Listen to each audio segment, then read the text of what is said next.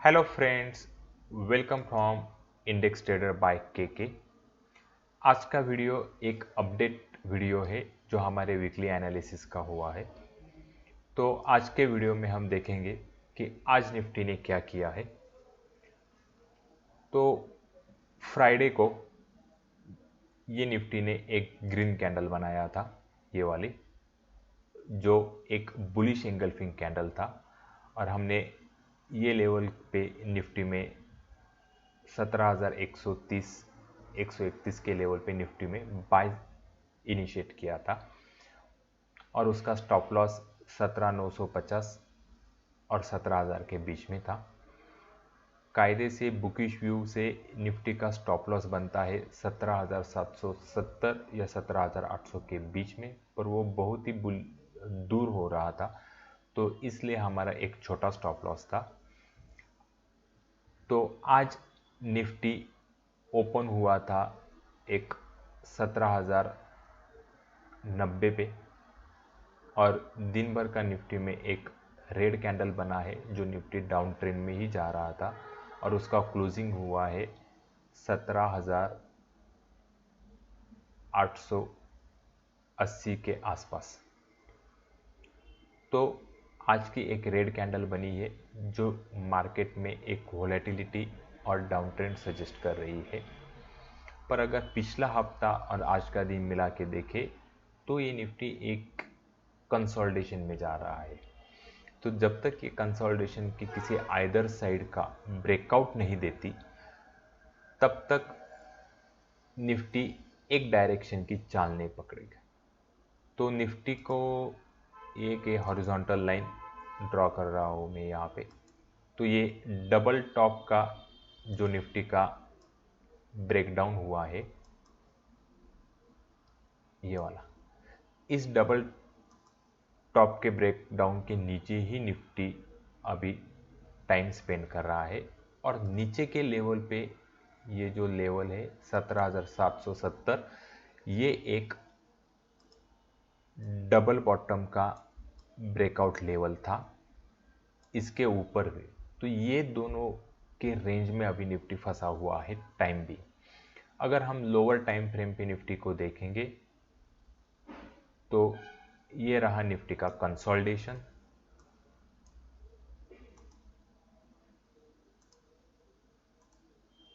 तो ये निफ्टी पिछले 7 दिनों से ये कंसोलिडेशन में है और आज भी इसी कंसोलिडेशन में, ना इस कंसोलिडेशन का लोअर पार्ट उसने कट किया और ना ही किसी अपर पार्ट को ब्रेकआउट दिया।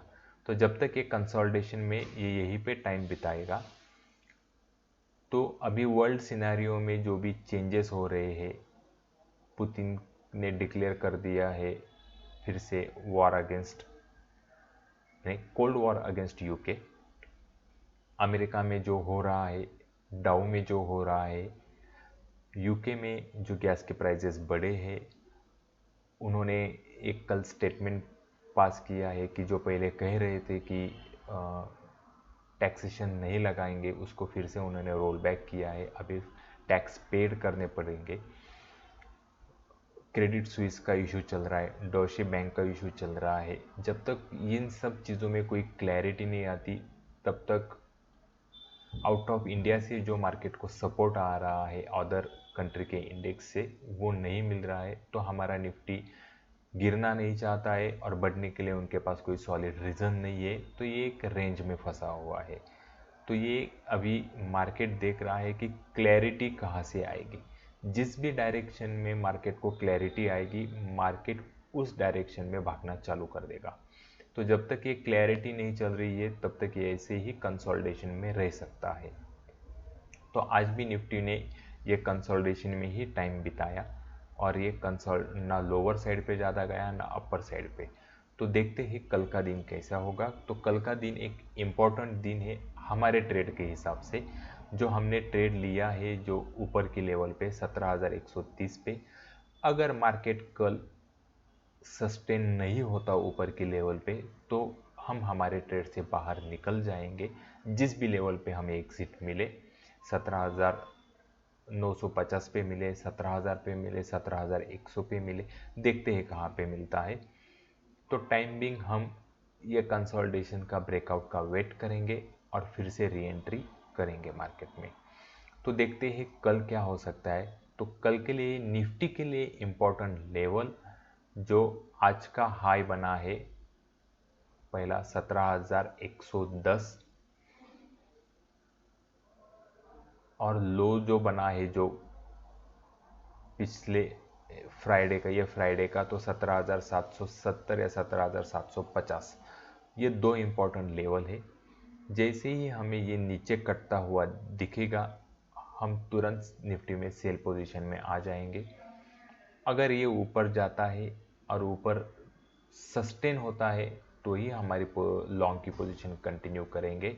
अगर कल गैप अप ओपन होता है और सस्टेन नहीं होता 17,950 के ऊपर और 17,100 के ऊपर, तो हम निफ्टी से एग्जिट हो जाएंगे।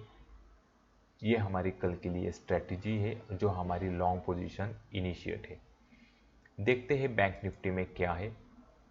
ये रहा बैंक निफ्टी का चार्ट लोअर टाइम फ्रेम का, और बैंक निफ्टी भी लोअर टाइम फ्रेम में ये कंसोलिडेशन में ही फंसा हुआ है।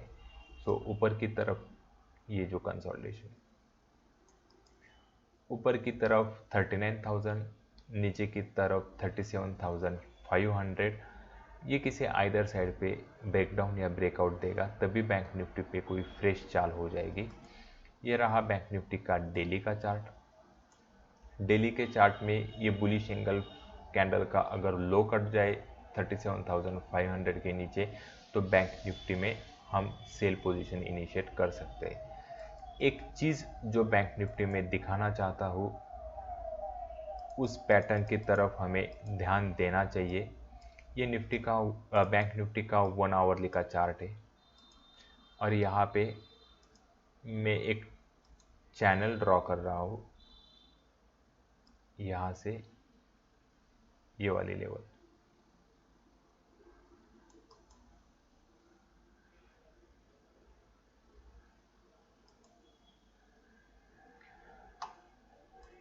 तो आपको इसे ऑब्जर्व करना है और मैं यहाँ पे ये रहा एक शोल्डर, ये बैंक निफ्टी का हेड और आज का ये शोल्डर।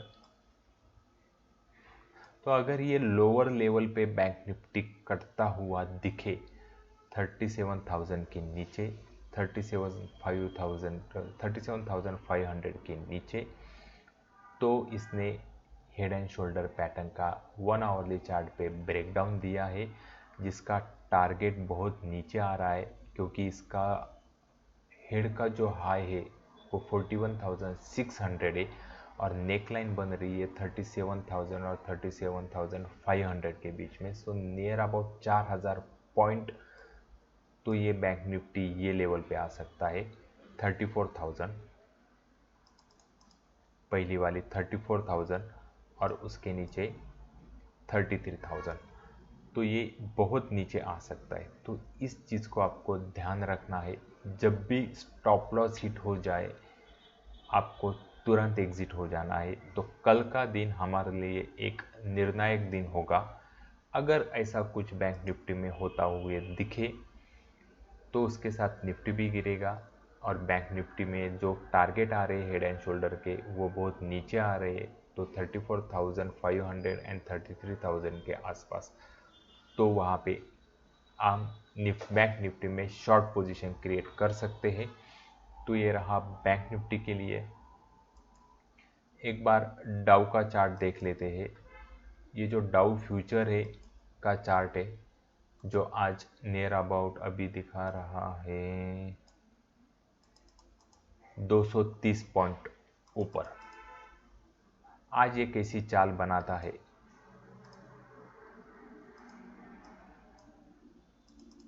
डाउ फ्यूचर, इस पे डिपेंड है कल क्या निफ्टी में हो सकता है। तो अगर ये फिर से 29,000 के ऊपर आ जाए कुछ दिनों में तो डाउ का डाउन ट्रेंड एंड हो गया है और ये ऊपर की चाल पकड़ेगा। पर देखते हैं आज अमेरिका में क्या होता है, उस हिसाब से हमारा निफ्टी का कल पोजीशन रहेगा। तो ये रहा एक वीकली अपडेट एनालिसिस कि हमने जो पोजीशन ली है उसका क्या होगा और कल हमें क्या करना है। तो जो भी किसी भी साइड का जो भी रुझान बनेगा वो हम आपको ग्रुप में अपडेट कर देंगे। अगर हमारे वीडियो आपको अच्छे लगते हैं तो प्लीज़ हमारे चैनल को लाइक, शेयर और सब्सक्राइब ज़रूर कीजिए। और डिस्क्रिप्शन में दिए हुए वेबसाइट पे जाके आप देख सकते हैं कि हमारा पास्ट परफॉर्मेंस कैसा है और हमारे लाइव कॉल कैसे है। और एक रिलायंस का अपडेट, जो रिलायंस हमने रिकमेंड किया था,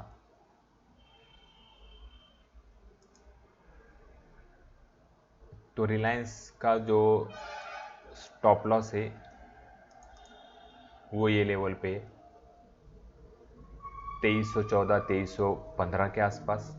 और रिलायंस एक कंसोलिडेशन में ही है, तो रिलायंस में ज़्यादा गिरावट नहीं हुई है। देखते हैं रिलायंस आगे की चाल कैसे करेगा। Reliance still on hold for the stop loss of 2310 के बीच में। ओके, तो ये रही सारी अपडेट। तो थैंक यू वेरी मच।